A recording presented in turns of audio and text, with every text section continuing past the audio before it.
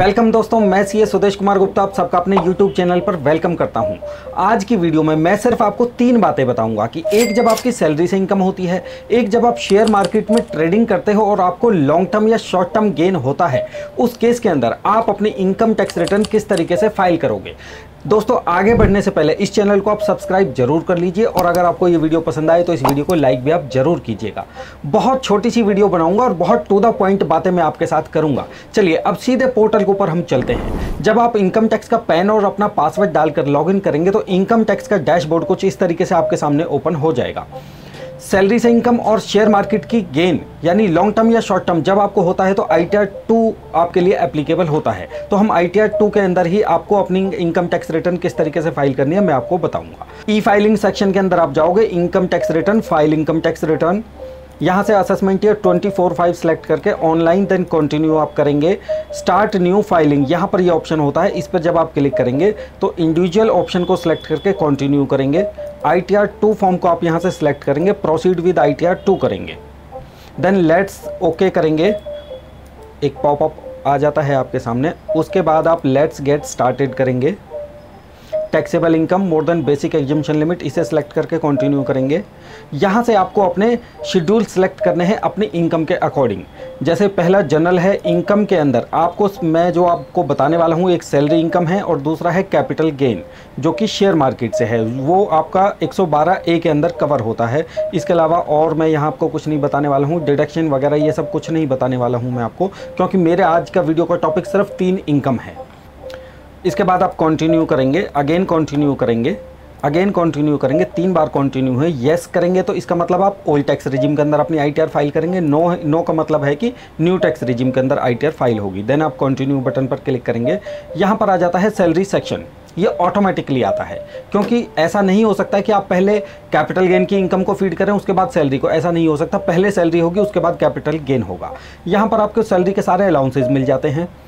सबसे पहला आता है सेक्शन 1014I, इसके अंदर जो फुल्ली एग्जम्प्टेड अलाउंसेज होते हैं उनको हमें मेंशन करना होता है। यस पे क्लिक करेंगे तो जितनी भी एग्जम्पशन की अमाउंट है आप यहाँ पर फीड करेंगे। सेकंड आता है सेक्शन 1014II, इसके अंदर जो पार्टली टैक्सेबल और पार्टली एग्जम्प्टेड अलाउंसेज होते हैं उनकी डिटेल हमें लिखनी होती है। यस पे क्लिक करेंगे तो जितनी भी टोटल एग्जम्पशन आपको मिली है या जिसके लिए आप एलिजिबल हो वो अमाउंट आप यहाँ पर लिखकर इसके बाद आप कंटिन्यू करेंगे।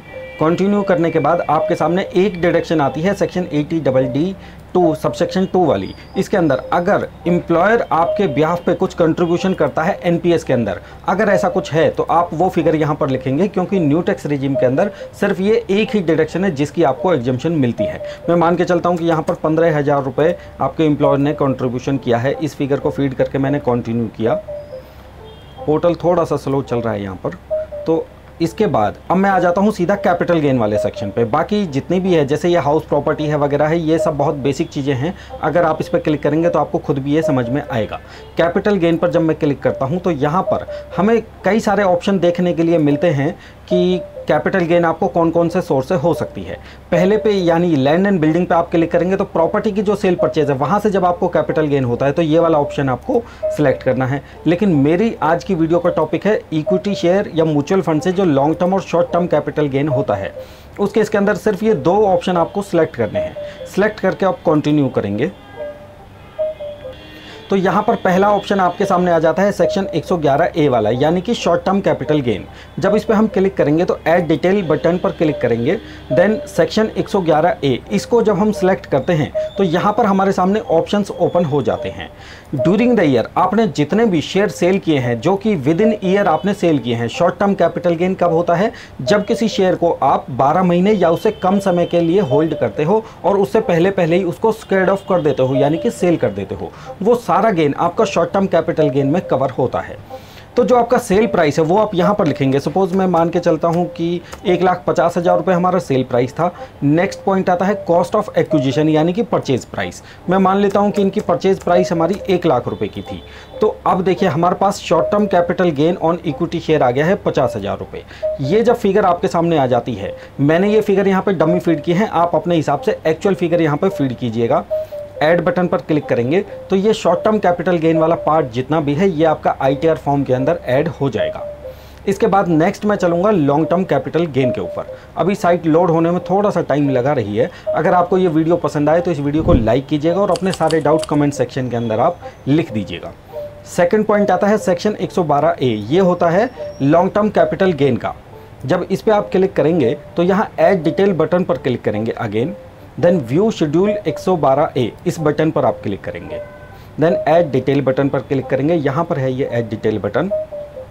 इसके बाद ये आपसे पूछता है कि शेयर और यूनिट एक्वायर्ड, यानी कि अगर आपने कोई शेयर, जितने भी आपके पास होल्डिंग है वो 31 जनवरी 2018 से पुरानी वाली होल्डिंग है, यानी परचेज डेट आपकी 31 जनवरी 2018 से पहले की है या बाद की है। मोस्ट ऑफ द केसेस में ये डेट बाद की ही होती है, लेकिन मैं ये दोनों ही ऑप्शन आपको बताऊंगा। पहले मैं बाद वाला ऑप्शन ले लेता हूँ। सपोज़ हमने 2019 में कोई शेयर परचेज़ किए हुए हैं, तो क्या होगा कि कॉस्ट ऑफ एक्विजिशन मैं मान के चलता हूँ कि हमारी आती है 4 लाख रुपए की, और सेल प्राइस हमारी आती है मान लीजिए कि 6,50,000 रुपये की। तो इसमें नेट गेन बनेगा हमारा 2,50,000 रुपये। इसको करके मैं ऐड करूँगा। यहाँ पर एक चीज़ आपसे और भी ये पूछता है कि expenditure Holi exclusively in case of transfer, मैं 0 मान लेता हूँ इसको, क्योंकि शेयर्स के सेल परचेज़ में कोई एक्सपेंसिस जनरली होते नहीं हैं। ये 2 फिगर ऐड करके मैंने इसको ऐड किया एंड देन कन्फर्म करेंगे। अब मैं इसे कन्फर्म करता हूँ। कंफर्म करने के बाद आप यहाँ पर देखेंगे कि ये सेक्शन हमारा कंफर्म हो गया है। अभी तक मैंने आपको बताया कि सैलरी वाली इनकम यानी उसके जो अलाउंसेज हैं, इसके अलावा जो शेयर का शॉर्ट टर्म कैपिटल गेन है या लॉन्ग टर्म कैपिटल गेन है, उसमें सिर्फ इतनी ही डिटेल आपको फीड करनी है। लेकिन यहाँ पर एक डिटेल अभी रह गई है कि जो शेयर हमने 31 जनवरी 2018 से पहले की जो परचेज़ है उसको हम कैसे लिखेंगे। यहाँ पर मैं अगेन ऐड अनदर बटन पर क्लिक करूँगा, ओके करूँगा, देन ऐड अनदर।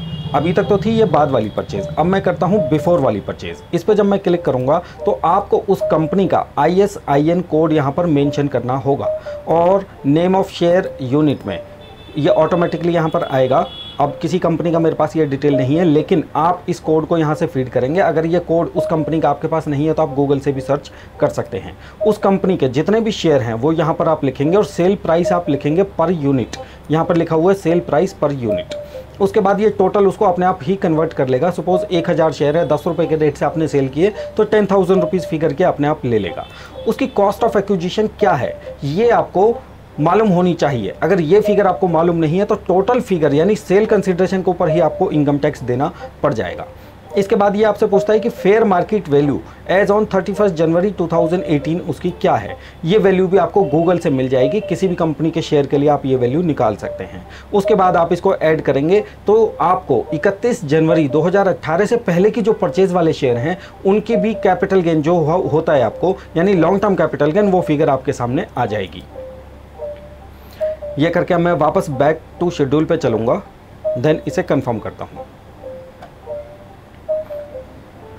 अब मैं आपको बताता हूँ कि सैलरी की डिटेल आप किस तरीके से फीड करेंगे। वो है शेड्यूल सैलरी वाला। इस पर जब आप क्लिक करेंगे तो यहाँ पर आपके सामने ऑप्शन आ जाता है। वैसे तो आपकी जितनी भी सैलरी है वो ऑटो पॉपुलेट यहाँ पर हो जाती है, लेकिन इन केस कि आपकी सैलरी यहाँ पर ऑटो पॉपुलेट नहीं होती है तो आप यहाँ पर ऐड डिटेल ऑफ ब्रेकअप इस बटन पर जब क्लिक करेंगे तो आपकी कंपनी की डिटेल तो यहाँ पर पहले से आएगी कि किस कंपनी से आपको सैलरी मिल रही है।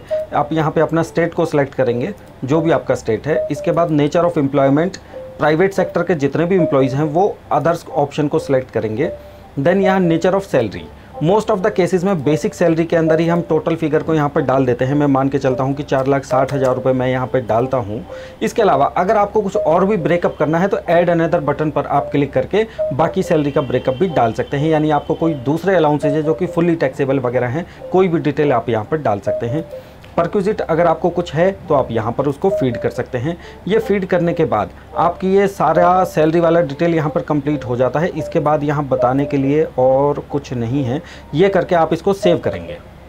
ये हमसे एक डिटेल यहाँ पर पूछ रहा है, आपका स्टेट कौन सा। मैं मान के चलता हूँ कि आंध्र प्रदेश है। उसका पिन कोड भी मैं डाल देता हूँ, कुछ यहाँ पर डमी डाल देता हूँ ये पिन कोड, लेकिन आप अपने हिसाब से सही पिन कोड वगैरह यहाँ पर डालिएगा। State is compulsory.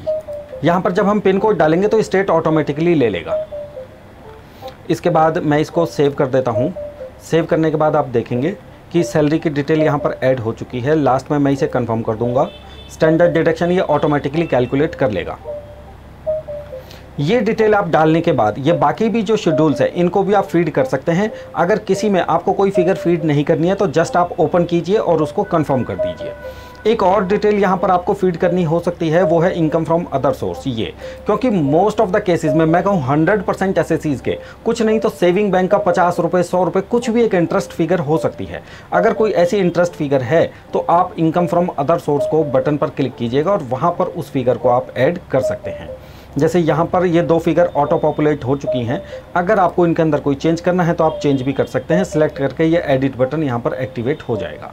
जब इसे एक्टिवेट करके आप ऐड करेंगे और कंफर्म करेंगे तो आपके लिए जितनी भी आईटीआर का फॉर्म था, यानी जितना भी आईटीआर का फॉर्म था वो सारा फिल होके आपके सामने आ जाएगा। और यहाँ पर आप इसको डाउनलोड जेओ सेंड करेगा। यहाँ पर ये प्रोसीड टू वेरिफिकेशन बटन अभी एक्टिवेट नहीं है क्योंकि मैंने सारे शेड्यूल को ओपन करके कंफर्म नहीं किया है। लेकिन जैसे ही आप इस सारे शेड्यूल को ओपन करके कंफर्म करेंगे ये बटन एक्टिवेट हो जाएगा और ऑटोमेटिकली ये आगे चलेगा। तो दोस्तों ये था एक कंप्लीट वीडियो कि किस तरीके से आप सैलरी इनकम, शेयर मार्केट का शॉर्ट टर्म कैपिटल गेन और लॉन्ग टर्म कैपिटल गेन के साथ अपनी इनकम टैक्स रिटर्न को फाइल कर सकते हैं। आशा करता हूं आपको ये वीडियो पसंद आई होगी। पसंद आई तो आप इस चैनल को सब्सक्राइब जरूर करें, बिल्कुल भी स्किप ना करें वीडियो को बिल्कुल एंड तक आप देखें और अपने दोस्तों और रिश्तेदारों के साथ भी इस वीडियो को जरूर शेयर करें। मिलते हैं आपसे अपनी अगली वीडियो के अंदर, तब तक के लिए अपना ख्याल रखिएगा। नमस्ते।